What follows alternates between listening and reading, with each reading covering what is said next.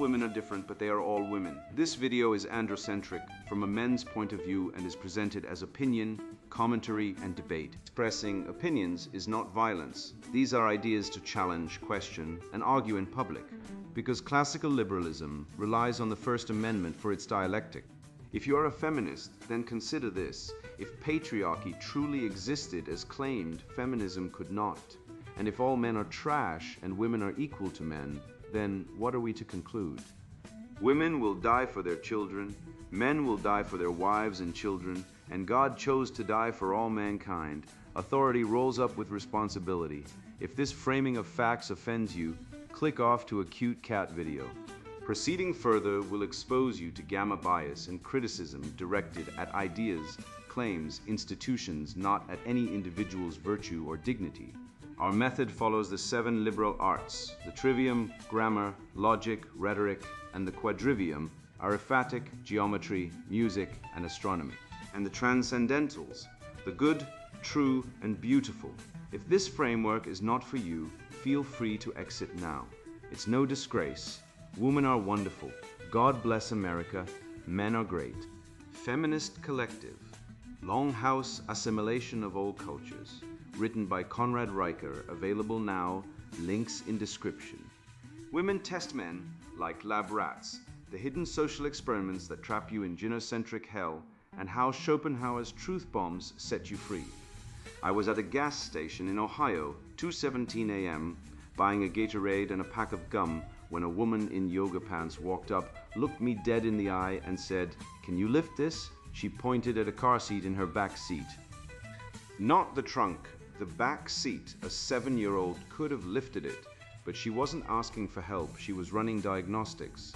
And I knew it, so I didn't jump, didn't flex, just said, "You could have lifted that yourself."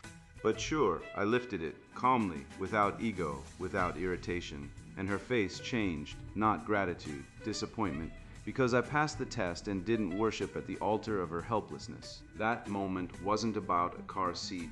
It was about the entire gynocentric operating system running in stealth mode across Western civilization, hijacking relationships, corrupting institutions, and gaslighting men into emotional slavery while pretending to want equality. Let me be blunt. Women are not oppressed. They are armed with projection, social manipulation, and a lifetime of unconditional sympathy.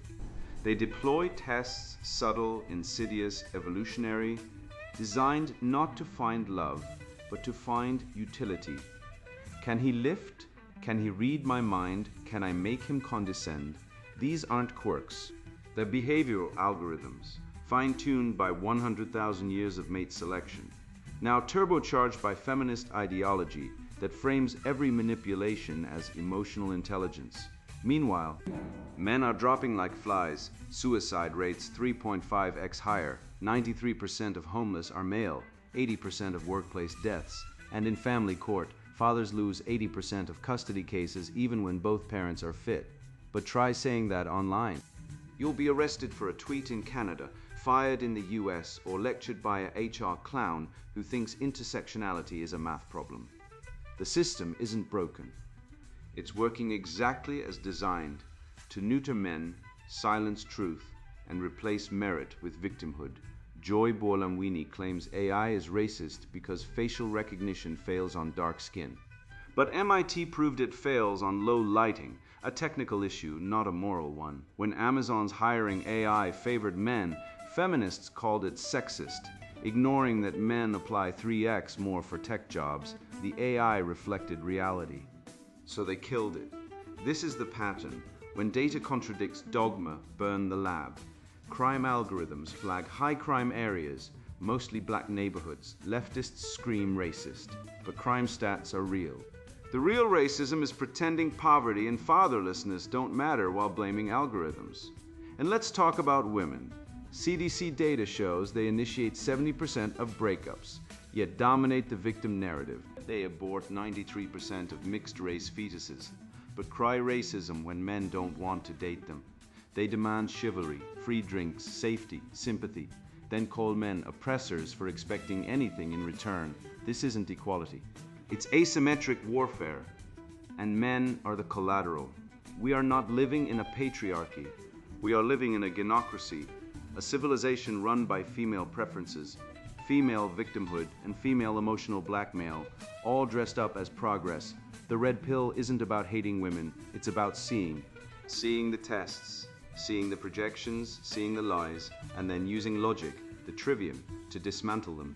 Grammar, define abuse correctly. Logic, reject the fallacy that correlation equals oppression. Rhetoric, speak so clearly that the noise can't drown you. Every fallen empire, Rome, Byzantium, Weimar, saw the same pattern. Men feminized, truth silenced, emotion weaponized. We're there, but we can reverse it. Not with rage, with reason, with courage, with the unapologetic reclamation of the transcendentals. Good, true, beautiful, not as feelings, but as objective anchors. This essay will expose the hidden curriculum of female social testing, the fraud of algorithmic racism, the psychological projection cycle, and how to rebuild a manhood that doesn't beg for approval, it earns respect.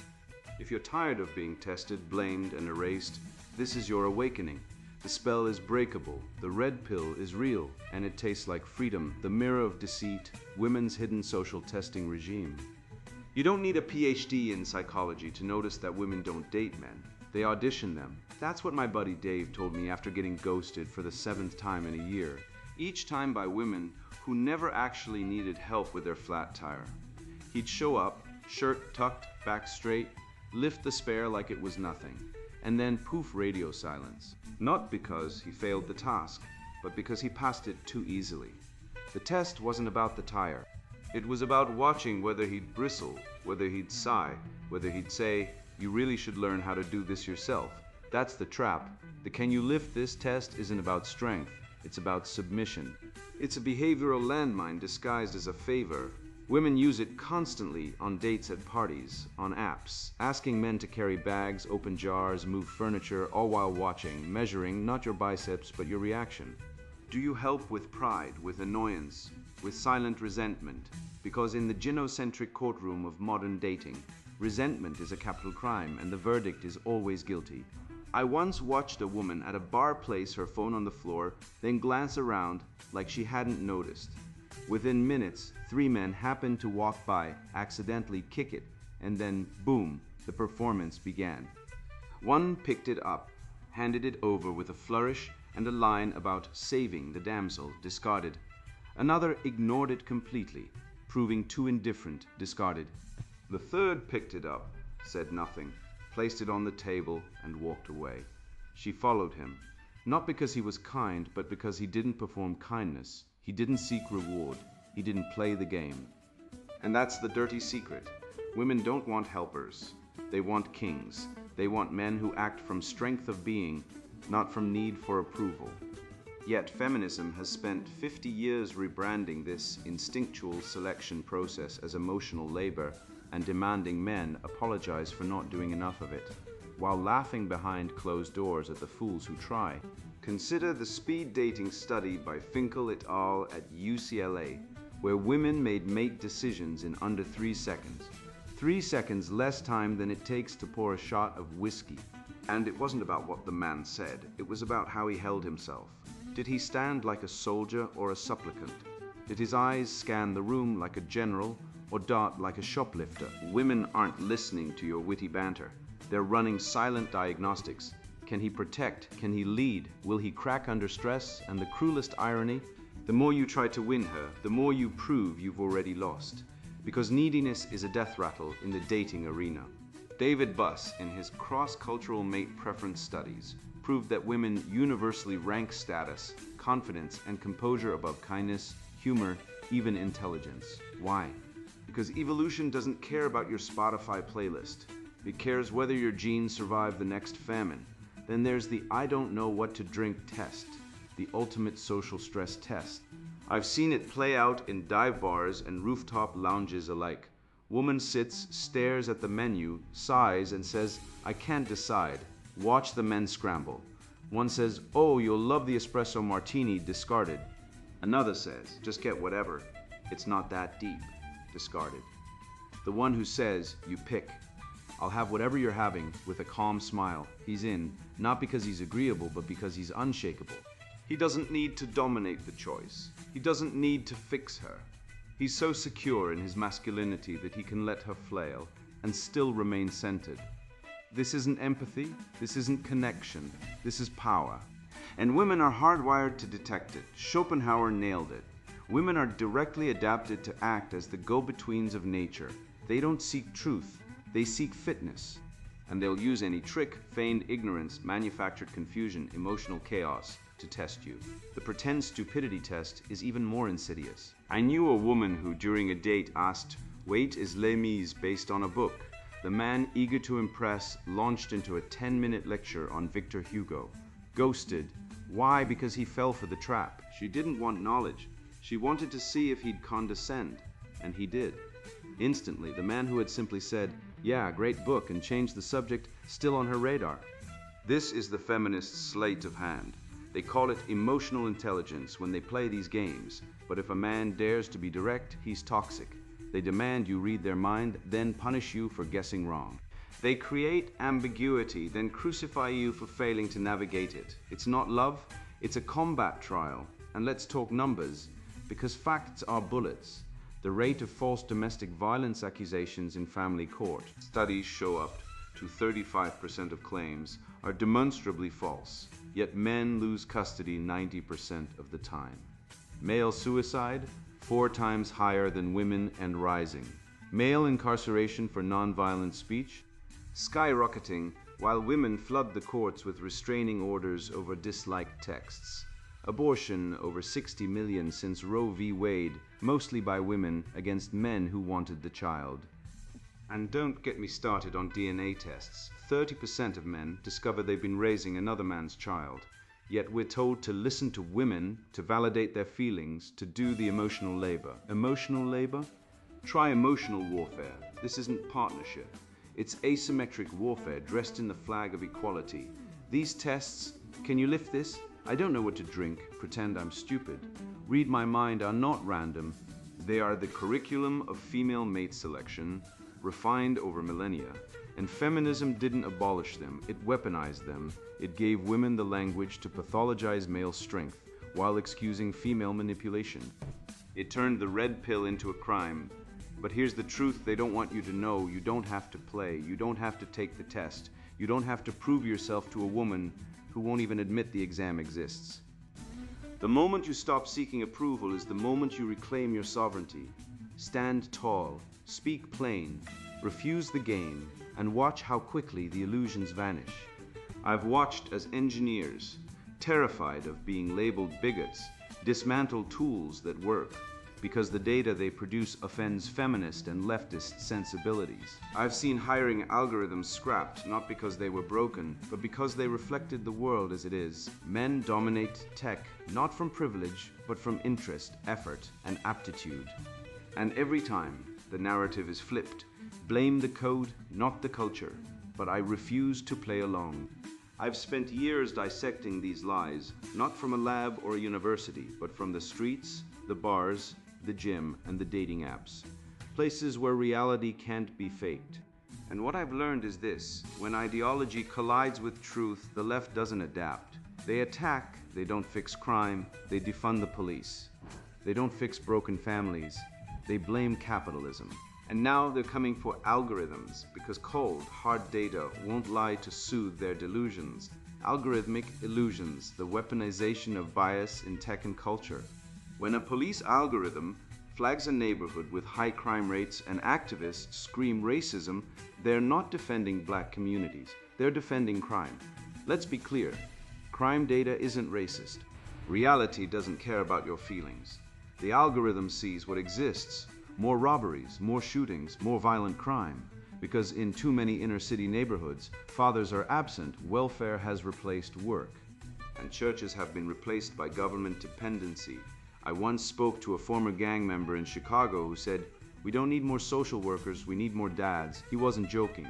He was testifying to a truth so obvious it's been erased from public discourse. Fatherlessness is the single greatest predictor of crime, poverty, and social collapse.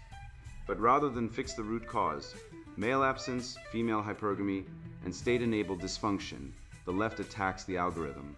Why? Because truth is their enemy.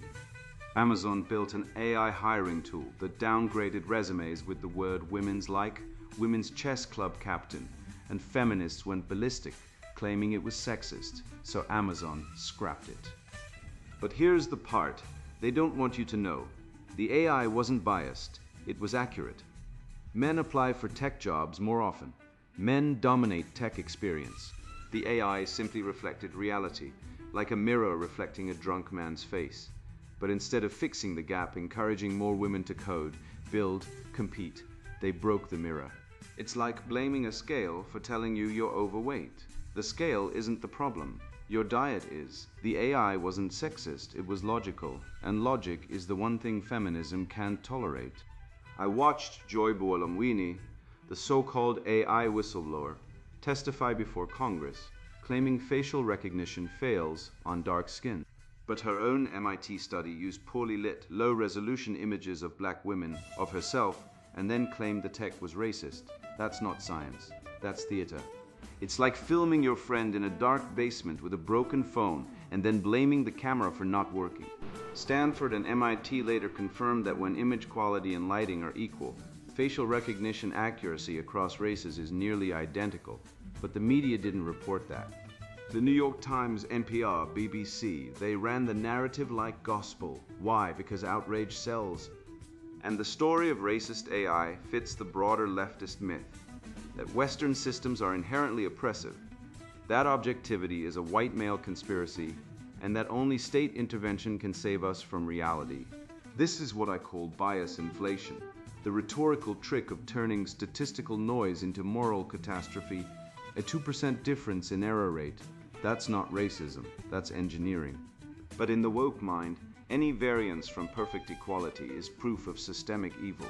It's the same logic used in family courts where men lose custody 80% of the time, even when both parents are fit, yet no one calls it misandry, but let an algorithm favor men in hiring based on data, and suddenly it's a crisis. The double standard is staggering. The real bias isn't in the code, it's in the minds of those who demand that reality conform to their ideology.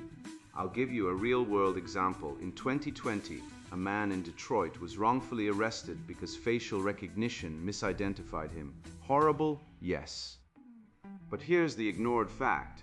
The arrest happened because police ignored the AI's low confidence score and arrested him anyway. The system said maybe, but the human driven by bias, haste, and institutional failure said guilty. So why blame the algorithm? Why not blame the cop? Why not blame the broken justice system? Because it's easier to scapegoat technology than to admit that humans, especially state actors, are flawed. But the left loves this. It lets them attack merit, logic, and objectivity, all traits associated with masculine rationality, while elevating emotion, identity, and subjectivity, the hallmarks of feminist governance. Truth is not oppressive. Data is not violent, but the campaign against Bayesian algorithms is a full-spectrum assault on reason itself. It's part of a larger strategy. When reality contradicts ideology, destroy the evidence. From crime stats to fertility rates to the fact that women initiate 70% of divorces, the pattern is clear. They don't want debate. They want deletion. They don't want discussion. They want dogma. And the ultimate goal: to replace systems that reward competence with ones that reward compliance, to turn tech from a tool of truth into a weapon of social engineering. I once met a software engineer in Silicon Valley who told me, "We don't build AI to be accurate anymore. We build it to pass the diversity audit." That's not progress, that's surrender. That's the moment when truth dies and ideology reigns, and who pays the price? Men, engineers, innovators. Anyone who values logic over lip service. The system isn't broken. It's being broken on purpose by people who hate the idea that some groups outperform others based on behavior, not biology, not bigotry, but choices. So let me be blunt. If you're a man who values truth, you must resist this rot. Not with rage, but with reason.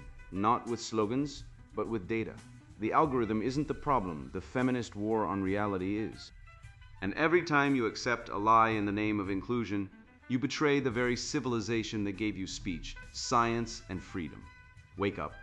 The machine isn't biased, the culture is. I used to believe the lie that men were emotionally broken, afraid of intimacy, too traumatized by their dads to show up. I bought it. Sat through seminars, read the pop psychology trash, listened to women on podcasts weep about their lonely hearts. Then I saw the data. Then I saw the lawsuits. Then I saw good men, builders, providers, loyal partners, gutted in divorce court, stripped of their kids, their savings, their dignity, all because they trusted a woman who weaponized vulnerability like a dagger. That's when I realized this isn't about love, it's about power. And men aren't the problem, we're the prey. The feminine psyche unmasked, projection, trauma, and the burden men bear. 70% of breakups are initiated by women. That's not a rumor from some basement red pillar. It's the CDC. And yet, walk into any therapy session, scroll through Instagram, or listen to the latest pop ballad, and you'll hear women sobbing about how men won't commit, how men are emotionally stunted, how no one loves them anymore. It's a racket, a grift, a well-rehearsed performance where the arsonist shows up crying about the fire. Men aren't afraid of love. We're afraid of financial execution, character assassination, and being severed from our children, all for the crime of trying to live like decent human beings. The modern relationship isn't a partnership. It's a legal minefield rigged by feminist legislation, weaponized divorce courts, and a culture that treats men like disposable sperm donors with a tax bill. I once knew a guy, let's call him David, who dated a woman who demanded chivalry, open doors, pay for dinners, plan dates. He played the game. Then when he suggested she contribute to a shared vacation, she called him cheap and controlling. When he set a boundary about her texting exes late at night, she filed a harassment complaint with his HR department. This isn't an outlier. It's the template. Women want the benefits of traditional masculinity, protection, provision, stability, but the moment a man actually behaves like a man, he's labeled toxic, abusive, or emotionally unavailable. The Jungians call it the animus, the woman's internal masculine image, and most women haven't integrated it. They project it onto men, demanding strength, only to punish it when they get it. It's like ordering a lion for your garden, then suing the zoo when it roars. Consider the female projection cycle. Trigger, project, punish, repeat. She's uneasy about her own dependency. She'll claim you're the one who can't let go. She resents her absent father. She'll insist you're the distant one. She was unfaithful. You're toxic for wanting honesty.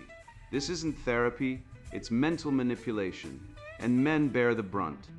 We take in the accusations, swallow the guilt, and question why we feel broken, alone, or numb. Meanwhile, she's online sharing empowerment slogans and joining healing circles where she learns her actions stem from male wrongdoing. The mental health field, shaped by female perspectives and ideological frameworks, treats male strength as a flaw. Calmness, buried pain. Limits, coldness, confidence. Threat. They don't aim to help men recover. They push men to submit, regret, and comply. Let's talk about cuckoldry. DNA tests reveal that in 15 to 30% of cases, the man raising the child is not the biological father. That's not oops, that's systemic deception. Yet men are shamed for requesting paternity tests, as if suspicion is the real crime. Meanwhile, women can abort on demand, keep the child and sue for support, or disappear entirely, all without consequence. Men, however, can't opt out. You're on the hook from day one. Family court doesn't care if she lied. They don't care if she alienated your kids. They'll hand her the house, the kids, and your paycheck, while you sleep in a studio apartment wondering where your life went. And if you protest, you're angry. If you resist, you're abusive. If you vanish, you're deadbeat. There's no winning, only survival. The Trauma Olympics is another scam. Women treat emotional pain like a currency, competing for who suffered most, who was most victimized, who gets the most sympathy. Meanwhile, men die by suicide at nearly 4 times the rate of women. We're 97% of the homeless on war fronts, 99% of workplace fatalities, and the first called when danger hits. But try mentioning that. You'll be silenced as toxic, privileged, or whining. Our pain is invisible unless it serves her narrative. And don't get me started on the narcissism of small differences. Women demanding equality in the workplace while expecting free drinks, chivalry, and special treatment in social settings. They want it all. The rights of men, the privileges of women, and the moral high ground when things go south. This isn't love, this is parasitism wrapped in emotional blackmail, and it's killing male desire to engage. Why build a life with someone who sees you as a resource to exploit, a mirror to shatter, and a scapegoat for her unresolved trauma? The remedy isn't more therapy, it's boundaries. Men must stop being emotional sponges. Stop rescuing, stop absorbing punishment for crimes they didn't commit. You are not her therapist, you are not her father, you are not her financial hostage. You are a man worthy of respect, not because you serve her, but because you exist. Reject the role of punching bag, withdraw from the game, let her project into the void. And when she asks why you pulled away, tell her, I stopped paying for a war I didn't start. I didn't become a truth seeker because I wanted attention or revenge. I became one because silence kills men. Watching my father vanish taught me that the system doesn't punish evil, it punishes compliance. The more you obey, the more you're exploited, the more you sacrifice, the more you're erased. I started reading, not self-help garbage, but the old books, Plato, Seneca, Aurelius, Solzhenitsyn. I studied logic, not to win arguments, but to survive them. I learned rhetoric not to manipulate, but to defend reality when liars tried to rewrite it. And I realized the entire feminist leftist machine runs on one thing, the destruction of meaning. They don't want equality, they want asymmetry, they don't want justice, they want supremacy masked as victimhood. And the only way to fight it is to rebuild truth, one word, one argument, one man at a time. The red pill renaissance, reclaiming the trivium and the transcendentals. He who has a why to live can bear almost anyhow. Nietzsche. I didn't grasp that line until I saw my father lose everything, his children, his home, his respect, because a woman gave false testimony in family court. He didn't shout, didn't resist, he just fell silent. Then one day he vanished. Not passed away, just removed. The judge ignored that he covered child support, ignored that he coached Little League, ignored that he never missed a school performance. All the court focused on was the story. Absent father, emotional abuser, toxic masculinity. Labels stripped of truth, now just tools to harm. That's when I woke up, not from a viral clip, not from an online rant, but from the chilling stillness of a man who followed every rule and was destroyed for it. Let's start with grammar, because language is the first battlefield. Equality does not mean sameness. It never did. Justice means giving each person what they deserve, not handing out trophies because someone feels bad. The left doesn't want equality. They want equity, which is just Marxism with better branding. Equity means dragging high performers down so everyone can feel warm and fuzzy. It's not justice, it's envy with a PowerPoint. And they get away with it because they've corrupted language. Abuse used to mean physical violence or deliberate cruelty. Now it means he disagreed with me, or he didn't validate my feelings. That's not abuse. That's childhood. If emotional discomfort is abuse, then Socrates was the biggest abuser in history. He made people think. The Socratic method is now labeled gaslighting by women on TikTok. That's not just dumb. It's deliberate sabotage of reason. Look at history. Every civilization that collapsed had one thing in common. Men stopped being men. Rome didn't fall because of barbarians. It fell because Roman men started wearing makeup, avoiding military service, and letting women run the household. Juvenal mocked them. The city which once conquered the world is now conquered by eunuchs. Sound familiar? Weimar Germany? Men obsessed with fashion, therapy, and pleasing women, while Hitler waited in the wings. Byzantium. Priests more concerned with liturgical aesthetics than defending the faith, while the Ottomans breached the walls. The pattern is clear when men trade truth for comfort. When they swap virtue for validation, the barbarians don't break the gates. They walk right through because the guards have already gone soft. And the tools of this softening leftist logic, or rather the absence of logic. They don't argue, they trigger, they don't debate, they label. Toxic masculinity, that's not an argument, it's a spell. It bypasses reason and goes straight for emotion. That's the appeal to emotion fallacy, and it's used 24/7 in schools, media, HR departments. You disagree? You're traumatizing. You set boundaries. Emotional neglect, you expect loyalty, patriarchal control. These aren't ideas, they're linguistic landmines designed to shut down male agency. And the worst part, most men step on them, willingly apologizing for existing. I've seen men cry because their girlfriend called them emotionally unavailable for not wanting to discuss her dream about a talking unicorn. That's not a relationship, that's hostage negotiation, but let's talk facts, real ones. Not the made-up stats from feminist think tanks funded by George Soros. Male suicide rate 4 times higher than women. Yet, when was the last time you saw a PSA about male mental health that didn't blame toxic masculinity? Never.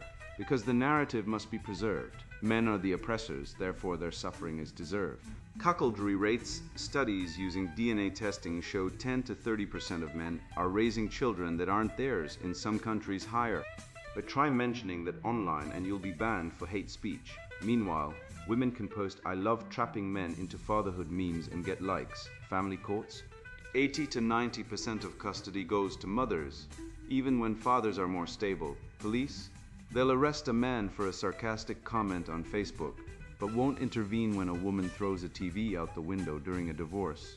Abortion? Over 70 million in the US since Roe v. Wade. Most of the victims male, but don't call it murder. That's extremism. Call it reproductive freedom even when it's used as birth control by women who refuse to use condoms. I'm not angry, I'm awake. The red pill isn't about hating women. It's about loving truth. And truth is this: men are not the problem. We've been framed. The real enemy isn't women. It's the ideology that turns them into entitled dependents and us into guilt-ridden serfs. The same ideology that says a man shouldn't protect his children because the mother knows best, even when she's addicted to opioids. The same ideology that calls a soldier toxic, but calls a rioter a passionate advocate. This isn't progress, it's inversion. Good is evil, strong is bad, truth is hate. And it's working because men have stopped thinking. They've outsourced their minds to Netflix therapists and Instagram philosophers who sell healing but deliver infantilization. So what's the remedy? The trivium grammar, define your terms. Logic, expose the fallacies. Rhetoric speaks so clearly that lies cannot survive in your presence. Study Aristotle, read Aquinas, learn formal logic, then go back into the world and use it. When a woman says, "Men are trash," ask, define trash. Quantify it, provide evidence, watch her collapse. When a professor says patriarchy harms everyone, ask, what is the control group? How do you falsify your claim? Silence because they can't. Their entire worldview is built on emotional appeals and social pressure, not reason. I once watched Jordan Peterson dismantle a room full of postmodernists, not by shouting, but by asking questions. What do you mean by justice? Can you define it without contradiction? They couldn't. And that's the power of the trivium. It doesn't win debates, it ends them because truth isn't democratic. It doesn't care how many people believe in flat earth. The transcendentals, good, true, beautiful, are not opinions. They're real, like gravity. A man who aligns himself with them cannot be broken by propaganda. He may be ignored, mocked, cancelled, but he will not bend. The future isn't for the loud. It's for the clear, for men who stop whining and start thinking, who rebuild their minds brick by brick using the tools of the West, reason, virtue, courage, who raise sons to be stoic, not sensitive, who speak truth even when it costs them. The red pill renaissance isn't about revenge. It's about rebirth. And it starts with one man alone choosing truth over comfort. Choose it. Now, I didn't write this to make you feel bad.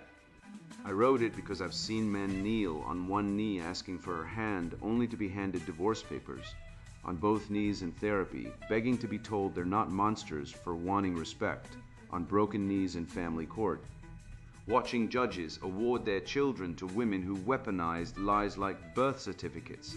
You know the stats. Over 80% of custody cases go to mothers regardless of fitness, while fathers are treated like debtors. You know 58% of men are now disengaged from society, no job, no sex, no future.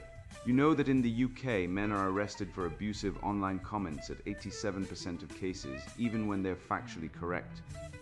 You know that 1 in 4 children born today are conceived via sperm stolen from the trash or through IVF using donor sperm because the woman didn't tell the man. You know the real cuckoldry rate isn't 3%, it's closer to 10 to 15%, confirmed by genetic testing, but no one talks about it because truth is the first casualty of genocentrism. I've watched smart men, engineers, philosophers, fathers go quiet, hollowed out by betrayal, by false accusations, by the IRS taking their paychecks before they see them, by colleges expelling them for disagreeing with a TA, by hospitals letting women walk out with someone else's baby because maternal instinct trumps DNA. The system isn't broken. It's working exactly as designed to transfer power from men to institutions that serve female interests and leftist control.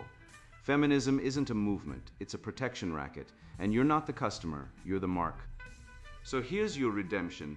You now see the tests. The can you lift this isn't about the box, it's about whether you grunt, complain, or smirk. The I don't know what to order isn't about the menu. It's about whether you dominate the moment or beg for approval. The I feel unsafe walking home isn't about safety, it's a loyalty probe. And every time you pass, she doesn't love you more. She just raises the stakes. You're not dating a woman, you're negotiating with a behavioral algorithm trained by evolution and amplified by culture, but now you see it. And seeing is freedom. You don't need her validation, you don't need her bed, you need your mind back. You need to stop being the emotional landfill for her unresolved trauma. You need to speak in clear sentences, not apologies. You need to master grammar so you don't get trapped in guilt, logic so you don't get gaslit, rhetoric so you don't get silenced. The trivium isn't schoolwork, it's self-defense. The transcendentals aren't poetry, they're anchors, good, true, beautiful, not your truth, not lived experience truth. The kind that outlasts trends, tears, and Twitter mobs. You were born into a war disguised as peace. You were told love meant surrender. You were told strength was toxic.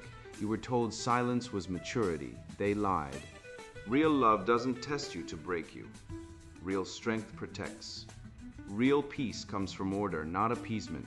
You are not the problem, you are the cure, if you wake up. So wake up, speak clearly, stand tall, walk away from the games, build something real, teach boys the truth. And when the next woman asks you to carry her bag, do it or don't, but know why she asked. And know that you, not her, decide what kind of man you are. And now, the sponsored book introduction, Feminist Collective, Longhouse Assimilation of All Cultures. Look around your garage or workshop. Notice anything missing. That space where you built things, fixed engines, solved problems with your hands, it's being invaded. I've seen it firsthand. Feminist groups brand these male sanctuaries as exclusionary while demanding we fund their vision of society. They call masculinity toxic, but shame men who show any vulnerability. You're damned if you do, damned if you don't. I wrote this book because I watched rational order collapse under the weight of gender equality myths, leaving good men confused, disrespected, and stripped of purpose. Enough is enough. This book exposes the Borg-like tactics detailed in chapters like the feminist Borg invasion and the matriarchal Longhouse blueprint. They aren't seeking fairness. They aim for total assimilation of male spaces under rigid feminist control. We dissect the toxicity trap, that impossible double bind where strength is condemned as aggression, yet weakness invites contempt. We rip apart woke pathogens infecting our culture with Marxist and queer theory lies, using hard facts from evolutionary biology and psychology. Men are natural leaders. Women bear children. Pretending otherwise is a dangerous fantasy that destroys families, fuels the fatherhood famine, and creates the emasculation economy where men are sidelined. Chapters like Workshop Wars, Frontline Reports, and the Beta Male Betrayal give you the raw truth about how male domains are targeted and undermined from within. Reproductive reality check and strength scapegoating dismantle the false narratives, shaming male biology and drive. We reveal the chivalry con, the indoctrination in schools, education indoctrination camps, and the media mind control pushing this agenda. From the sex strike scam to body betrayal in healthcare, the criminalization pipeline, and even demographic warfare through the Great Replacement, the assault is relentless. Digital castration purges male voices online. This book is your red pill arsenal. It's for rational men who see the chaos and want truth, not comforting lies. If you're tired of feeling trapped, disempowered, and disrespected, this is your lifeline. I provide actionable strategies from reclamation, building the new bastion to help you fight back, rebuild genuine male spaces, and reclaim the leadership role biology demands. Stop funding your own demise. Arm yourself with knowledge and rebuild. If you still believe the fairy tale of interchangeable genders, if you think male workshops need feminist oversight, or if terms like toxic masculinity make you nod in agreement, put this book down right now. Go knit a sweater, binge watch reality TV, or find a safe space. This truth isn't for you. You wouldn't understand it and you'll only get offended. Save yourself the frustration. This book is for men ready to face reality and reclaim what's theirs. Buy it, read it, act. Your birthright depends on it. Feminist Collective, Longhouse Assimilation of All Cultures, written by Conrad Riker. Buy now, links in description.